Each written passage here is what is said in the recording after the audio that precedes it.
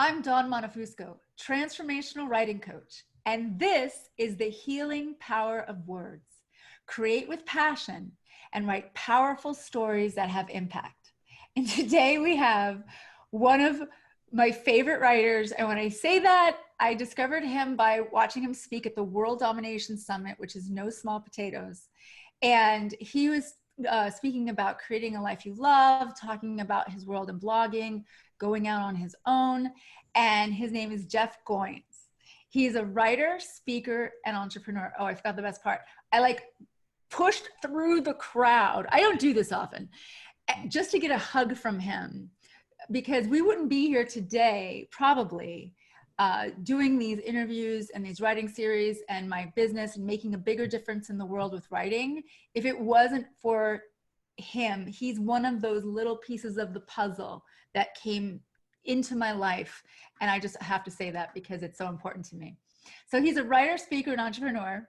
He's a best-selling author of 5 books, including The Art of Work and Real Artists Don't Starve.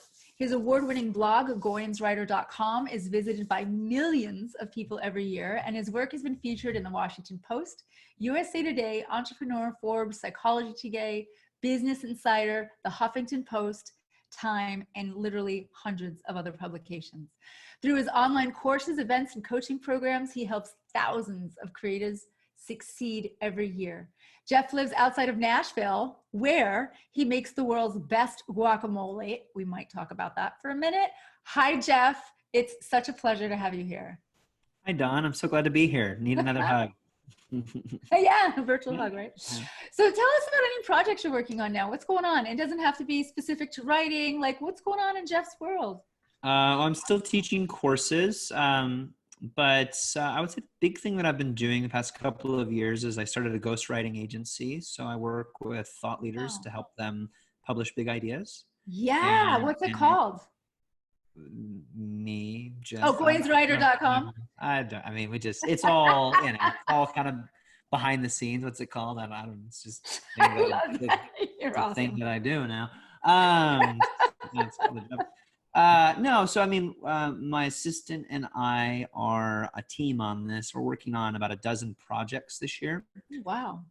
That will be launching into the world over the next couple of years. So we partner with thought leaders who have big ideas. They want to turn them into books and don't quite know how to do that. And we help them figure out how to publish the book, help them figure out the idea, because the anatomy of an idea really helps facilitate how it spreads. And so it's kind of an A to Z process. We'll work with somebody to write a book proposal, get a book deal, write the book, and launch it. That's fantastic. That's been really fun and kind of interesting for me as an author who's written 5 books to kind of take on this job of ghostwriter that I wasn't sure I would like, but wanted to experiment with. And I really enjoy kind of playing with other people's ideas. It's a fun, unique sandbox for me. Oh, that's so cool. I love the way that you present it, actually, because I have a couple of thought leaders in the Portland area that, were like, will you write it for me? I'm like, no, but I might bring them up, give them your name. I'm at the place you were. I'm still writing my stuff before I go on to other things. And that's really important to me too. And I didn't know that I would like this, but I think the lesson there for me is I want to remain curious about the things that I think I am. Yes. You mentioned that in here. One of the great lines that I love is the willing to become our true selves.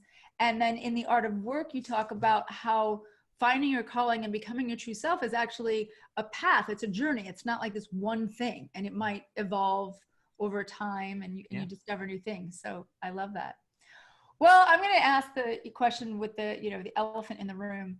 We are in some strange times in history, and we know this, but I believe in my heart of hearts, like super passionately, that this is the best time in all of human history to write. That if you have something in you in any genre, and specifically though, truths and stories that would help others feel connected. What's your take on people just really using this time, as you call it in the book, it's the rule of the new Renaissance. I mean, the first rule is say you become one, you become the artist, you become the writer. How do you feel about this becoming part of the new Renaissance time? Yeah, I mean, Renaissance means rebirth, and often there has to be a death that precedes a rebirth. You know, that's an important part of the hero's journey. Is you kind of got to go into the belly of the beast and then come out with a gift for the community. So yeah, makes sense, right? The world is in sort of a belly of a beast, as it were, and I do want to disassociate myself with the voices that are promoting productivity porn, where it's like, do more, Right. be more, try, Totally. get like quarantine workout body. I was like, quarantine was for pasta and wine. Yes. And like a little bit of sadness. So I do think that, I think of this time personally for me as a chrysalis, as a cocoon. Yes. I agree with that. And what happens with caterpillars when they climb, they make their own cocoons, they make their own chrysalises, is they just kind of instinctively know it's time, climb up a tree, get on a branch and kind of entomb themselves. And they actually do experience a death. What happens is they begin creating these cells that are called imaginal cells. Where, oh, no way. Yeah, they're called imaginal. Oh, that is so cool. Yeah, it's crazy when you think about it. Yeah. Because a caterpillar is not, a butterfly is not a caterpillar that sprouts wings. It's a completely different organism. Wow. And you can see it you compare a caterpillar to a butterfly. They don't look the same. Yeah. It's not like one just grows wings. And what happens in the chrysalis is the caterpillar starts producing new cells that are butterfly cells. They're not caterpillar cells. This is what happens. What happens initially is this good? You want to talk about this? This is great. We always hear about it, right? Yeah, the caterpillar goes to the butterfly. We don't actually learn. This is the science of it. So the butterfly cells start getting created in the body of the caterpillar, and it's a new cell. Well, what the old cells do is they attack the new cells. So the old self attacks the new self. Says, no, we're not a caterpillar. We're not a butterfly. We're a caterpillar. Don't you know how this works? Yeah. Right. So it actually, the caterpillar cells attack the butterfly cells and they kill them. But the butterfly cells keep going, and they eventually subsume, actually sort of consume the caterpillar cells, and the caterpillar becomes a butterfly because the new thing outgrows the old thing, and it all happens within a chrysalis. And if you were to cut open a chrysalis while this was happening, it would not be good. No. A bunch of goopy, yucky stuff would come out, and it wouldn't become a butterfly. So when we think about 2020, we think about pandemic, quarantine, many of us, if not all of us, are now in a situation, a context, a circumstance that we did not sign up for, that we did not plan for. Many of us have been told to wait for things that we didn't want to wait for. I wanted to be in Europe this summer, and I'm not there. I was supposed to be in New York, with my family, So we're being told no or wait. And, as an American, I don't do particularly well with that. I'm like, let's go. But, the story of the caterpillar becoming the butterfly is a pretty good picture of what a chrysalis looks like, which means you kind of have to slow down. Yes. And listen to what new thing is coming up inside of you and become that. So what does that mean for writing? Well, I've experienced two major renaissances in my life, at least in my adult life. One was in about 2010 when I had this burning, yearning desire to be a writer, and I didn't know that I could do it. But I felt it in my chest, and I would go to conferences and I would hear writers talk about how they became writers, and I would just yearn for that. And then in 2010, this thing happened, and I was just like, okay, I have to do it. And it was like the new thing was finally kind of coming up, and the big tipping, it was a bunch of little things, and there was a tipping point where a friend asked me what my dream was, and I said, I don't know. Ooh. And he said, really? Because I thought your dream would have been to be a writer. And I was sort of sheepish about it, because of course I wanted that, but I was afraid to admit it. And I said, yeah, I'd like to be a writer someday, but that'll probably never happen. Oh. And he just looked at me. He said, Jeff, you don't have to want to be a writer. You are a writer. Yeah. You just need to write. And we have all heard the right things at the wrong time and not believed them. I love the way you just said that. Yes. Yeah. This was the right time to hear the right thing. And when that happens, you just go, let's go. Totally. And that's what happened. It was just the last thing that I needed to hear to go, I'm ready. And I still had to choose me. I still had to do the work, but I did need somebody to believe something was true about me before I was willing to believe it was true. Yeah. So I would say step one today in this process of being in this chrysalis called 2020 is to go, what new thing keeps coming up in me? And the old thing is like, no. Yes. And when you sit in a room, because you can't go outside without wearing a mask or whatever, some of those things keep coming up. And I think it was Parker Palmer who said, is the life that I'm living in alignment with the life that wants to be lived in me? Ooh. The life that wants to be lived in me, this thing that I feel, call it spirit, soul, your consciousness, just the you that is the youer than you. What keeps coming up, right? And is your external life in alignment with that? Or does it feel out of sorts? Do you feel misaligned, disintegrated? Now is a really good time to integrate. So I wouldn't hustle for the sake of hustle. I'd get quiet. I'd listen. I'd pay attention to what my life is trying to say to me. And then from there, act. And if writing, which like for me, so there's two renaissances I mentioned. One was 10 years ago. The second is now for me, which is like, what happens when I consider changing everything that ever I thought I was to be a truer version of myself? It requires a great deal of courage, focus, trust, and then action. And now is a really good time to be a writer because you're stuck at home. Because if this thing is in you, it's been coming up. I agree. And I would sit with it, listen to it, and then act. Yeah, you're saying, so you posted something on your Facebook page, because I was following it a few months ago, about the slowdown, about the no, you know, like right. Slow. This is actually the opposite. So Americans, of course, love you guys. I luckily got to Europe for the first time and did a whole bunch of Europe last year, so I got that out of my system. But because I was going to go back this year, but obviously. But the one thing that you said that gave me permission, because I got stuck in the, you know, for a second, you know, for a little bit, I was getting a little like, whoa, what should I be doing now? And then you gave permission, which I thought was an interesting moment for me to acknowledge my inner knowing, which was, what if I'm supposed to slow down right now? What am I blocking from all this productivity as a writer? You know, what's in there? So I'm really loving, because I think that, and do you think that we need permission like you did from your friend at the right time? Writers, I find, when they have permission to write, the closet writers, I call them, you know, suddenly, you know, there's something about permission, external permission, not just internal permission. Yeah.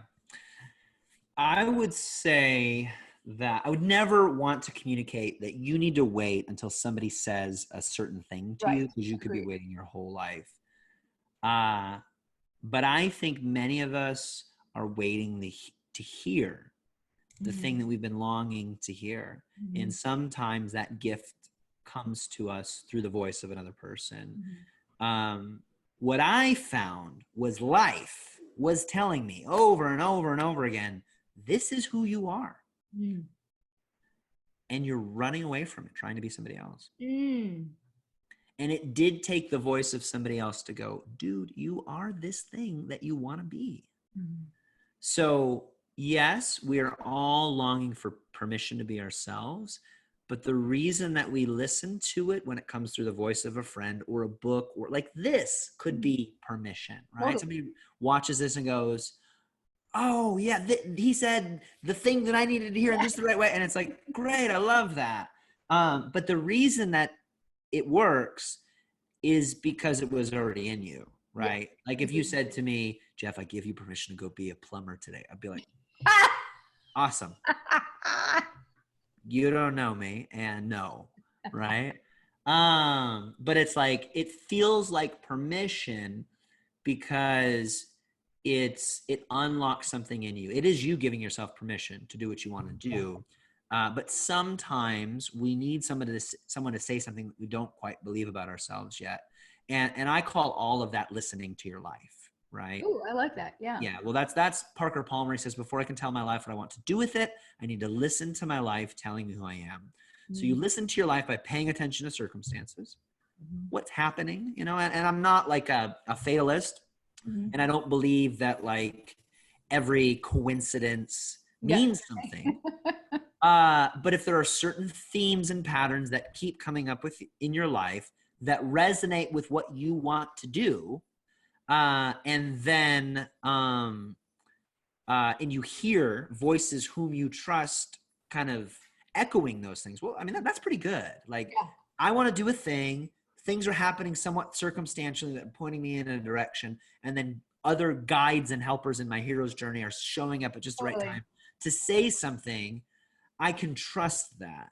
Now, to be clear, it's still going to be risky. It's still going to be scary, and there's still going to be a cost. Mm-hmm. And if you don't want to do it, or you're too afraid, you'll find a voice that tells you no that you'll want to listen to. You'll find a circumstance that you don't quite believe, right? And so I think it really comes down to, what do I want? Because I am the hero of the story. What do I want? Mm-hmm. And then what does my life seem to be saying to me through circumstances and the other characters? I love it. I love it. And yeah, and you can trust that, because it is an important part of the hero's journey that people come into your life, mentors, guides, helpers come into your life that tell you things that you go, yep, that's what I want. I just needed somebody to say it. And then there's Resistance, our favorite book, War of Art. Yes, that's never going away. Yeah. That's the cost that you pay for the quest. Yes. So right before the quest, there is a moment of clarity. And I consider clarity not absolute clarity, but awareness. Some deep knowing that there's more. That's how every story starts. I don't know what it is, but there's more that I'm capable of. There's more for me. And I want to set out on this quest, on this journey, on this adventure to figure out what that is. Beautiful. Beautiful. Yeah. And I love when you say we don't do our best work alone. Right. Writers, I think, at least, when I bring writers together, whatever, one of the reasons I bring writers together, small groups, very small groups, 8 to 10 people, usually women, I don't believe in my lifetime, I'm an award-winning published poet. That was my thing for a long time, but I didn't do it on my own. I created a small group of like-minded people who were better than me, to help me navigate that world. And then I, have kept that rule that I don't write alone. I mean, I'm alone when I'm writing, but tell us more, because I think that's a big misnomer about specifically for writers. And I love on page, in case anyone's wondering, page 109, he talks about the rule of collaboration, and we don't do our best work alone. Can you talk into that a little bit? As a writer? Yeah, I mean, genius is a team sport. The whole idea that to be alone, genius is the best way to do creative work is just not true. Yeah. And I think we misunderstand geniuses like Michelangelo or Leonardo da Vinci, because they were a part of a system that was communal.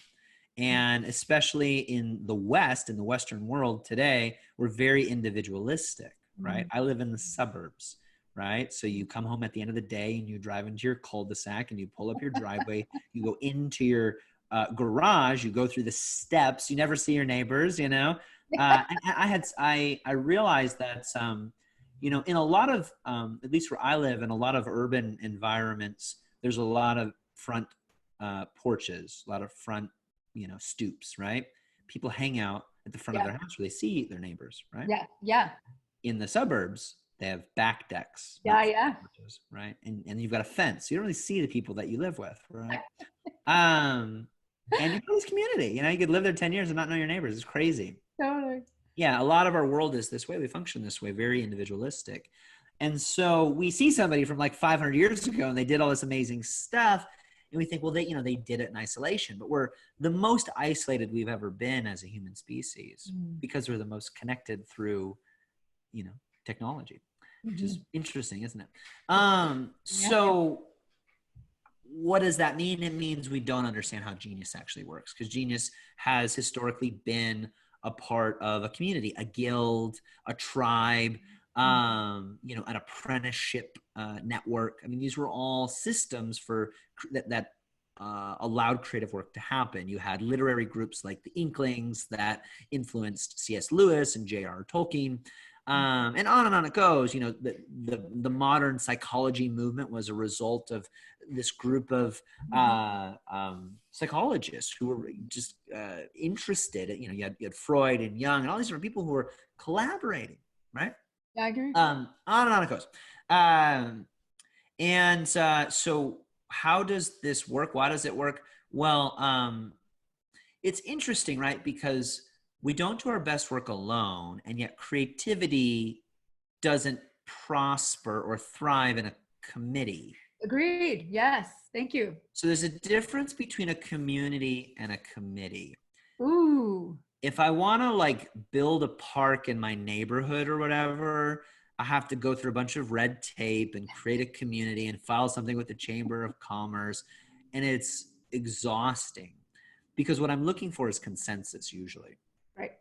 I'm getting a bunch of groups of people. I'm getting a bunch of people together in a group, and I'm trying to get them to all agree on something, which is hard to do with individuals. Totally. It's why politics is hard. It's all hard, and you have somebody.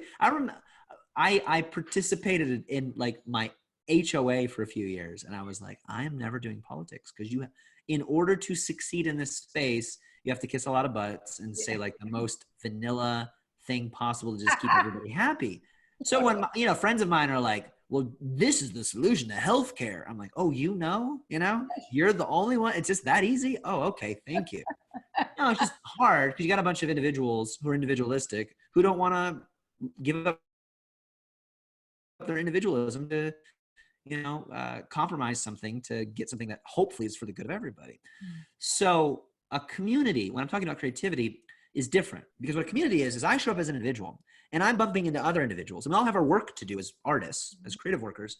And you're doing your thing and I'm doing my thing. And we kind of bump into each other and talk about it and inspire each other and challenge each other and get mad at each other. And what happens is it creates the necessary tension and conflict in me that forces me to kind of work this out. And you say something really critical, it hurts my feelings, but I think about it a little bit and I'm like, damn it, she's right, And it's an individual showing up with a bunch of individuals, and it's helping them kind of become their best selves. It's very different from a committee. James Surowiecki wrote a book called The Wisdom of Crowds. Oh. And he talked about the difference between a crowd and a mob. Ooh. And we think of mob mentality as people get dumber when they get in large groups, right? And there's some truth to that, but he distinguishes a crowd from a group, and there's a bunch of stories in the book about why groupthink actually leads to smarter decisions. And one of them was a state fair in the 1800s, and they had all these people predicting how much this horse weighed. And the average prediction was really close, within less than a kilogram difference or something. She had all these outliers, but the mean was, this is how much the horse weighed, and they were right. Yeah. Then they asked a handful of experts, how much does horse weigh? And they didn't get as close as the group got. Interesting. So you get a bunch of unqualified people, you get them together, they're actually quite smart. you isolate a bunch of individuals that are not that smart. Now, here's the difference. You were asking individuals, you weren't asking a group. Oh, interesting. You know what I'm saying? Yeah. Right? Yeah. You ever been in a group and it's like, raise your hand if you do? I'm not raising my hand. I totally would do. Like if I'm in my room by myself, meditating with the doors closed, Yes. like I would go, yes, I do that. You know, but in front of a group of people, I'm afraid. I'm thinking about status and all these different things. So when you think about the work that you want to do, you should curate the influences you want in your life. And the influences should be people who know you, whom you trust, and who don't just tell you what you want to hear. Nor are they like haters, you know? Yeah, no haters. And it's not everybody, but it's enough of the right people. And they probably don't know each other. Like for me, my community is not a group of people that get together all the time that are friends. I've had mastermind groups and things like that. And that's good. But I have like a board of directors for my life, which is just friends and mentors and influences, and people in their 50s, 60s, and 70s, and people in their 20s, 30s, and 40s. Yeah. And I solicit their opinions for major decisions, but I don't outsource my intuition. Right. Thank you for saying that. I want to repeat that. He doesn't outsource his intuition. So there are decisions that I make sometimes that my friends don't agree with, because they're not all going to say the same thing, but I'm listening for things that I might be missing. And my best friends don't tell me what to do. My best friends go, have you thought about this? I didn't think about that. Okay, well, I love you and I trust you and I know that you're doing what's best for you. But I'll think about that, right? Yeah. And the best friendships that I have, I go, hey, I'm thinking about doing this thing, or I'm thinking about trying whatever. Do you have any thoughts on that? And they'll share their thoughts. And it's very rarely like, should I do this? Should I not do this? It's like, well, if I were thinking about this, blank, blank, and blank, you know, and it causes me to consider things that I wouldn't have considered otherwise. And so, yeah, I mean, it's going to create, if you live in community, right, as we all do in some way, it's going to create some sort of friction, some sort of conflict. And if you lean into that, it's going to make you better, but you're still an individual. You're still doing your work. You're not trying to appeal to the masses, and you're not trying to keep all your friends happy. You're trying to look for blind spots. You need help seeing things that you might otherwise miss. And I would say more often than not, the voices in my life aren't telling me critical things. They're telling me things that I didn't realize, like good things, like people like hanging out with me, or I'm really good at this, or I'm funny, or I should tell more stories. I had no idea. Oh, okay. Yeah, I need more voices than my own in my life, because I tend to be actually quite critical of myself. Yeah, who isn't, right? We're hard on ourselves. And quickie, before we wrap up, tell us a little bit about how you got past your own resistance to really just sit the F down and write. Like when you said, okay, I'm doing this, you gave up, like you just said, okay, fine, I'm going for it. I'm just going to sit and write. What was that like to just, you know, in your family, you know, with your, you know, did you have a day job and do it at night? Did you quit everything? I know a little bit about your story, but I don't know. Sure. It was very normal. It was just one new thing that I added to my life. Now it felt like a big epiphany, but the work was like, okay, tomorrow I'm going to wake up at 5 a.m. and I'm going to write for 30 minutes, maybe an hour. And I did that. Yeah. And I was very consistent with it, not because I'm a consistent person, but because I had spent so much time not doing that, that now the pain or discomfort of doing it was now less than the pain of not doing it. Yes. And we all have to get to that point, right? Lose the weight, quit the job, leave the relationship, whatever. You have to get to the point where the pain of doing it is now less than the pain of not doing it. Absolutely. Otherwise, you won't do it. So what was it like? Yeah, I picked a block of time where I wasn't committed to anything else. I just got up a little bit early. I used to get up at like 6 or 7 a.m. and I got up at 5 before anybody else in my family was up, and I would write. And it was a commitment that I made to myself that I wasn't going to break, because I would rather break every other commitment in my life than the ones that I've made to myself. Excellent. Because if you don't keep your commitments with someone, what do? They don't trust you. So I want to keep my commitments. But what happened for me up until that point and up until recently, honestly, is I would try to keep commitments to everyone else except to myself. And as a result, Wow. I didn't trust myself. So Wow. I'd want to do something. I'd think I needed to do something and I wouldn't believe it. I spent 2 years like actively avoiding this call to be a writer. Yes. And so when I made the decision, I was like, I'm going to really do this. But I will, you said something about resistance. I want to be clear about that. I mean, that never goes away. Right. Definitely. It would be like me asking a bodybuilder. So like, what is it like for it to not be hard to lift heavy things? Yeah, that's a great analogy. I'm well, one of those. That's a good one. I mean, it's resistance. Well, the way that I get stronger is I lift heavier things. 2 thumbs up on that. Yeah. I also think of it like meditation, you know? Totally. As I become a more mindful person, it's not what I thought it would be. I'm not like, everything's cool, man. It's kind of like, I'm just more aware. Yeah. I'm like, oh, I have gas right now. Yeah. Oh, I'm hungry. Oh, my brain is doing this, like it's thinking this crazy thing. And I feel more in control because I'm not fighting things. And resistance is that way. It's like, oh, I really don't want to write today. Yeah. Okay. I'm going to notice that and maybe still write. Yes, exactly. I love it. And I think we do so much ninja tricks to like fight the resistance, beat the resistance. And it's like, it's just there. I'm going to battle today. Somebody's going to die. Like, that's just how battle works. And I think we're all waiting for there to be like no battle. And like a magic day. Oh, it's just going away. But you don't understand. You signed up to be a writer, which means somebody put a sword in your hand and said, you're a warrior now. And you go, okay, but like when do we stop fighting? Do you understand what you signed up for?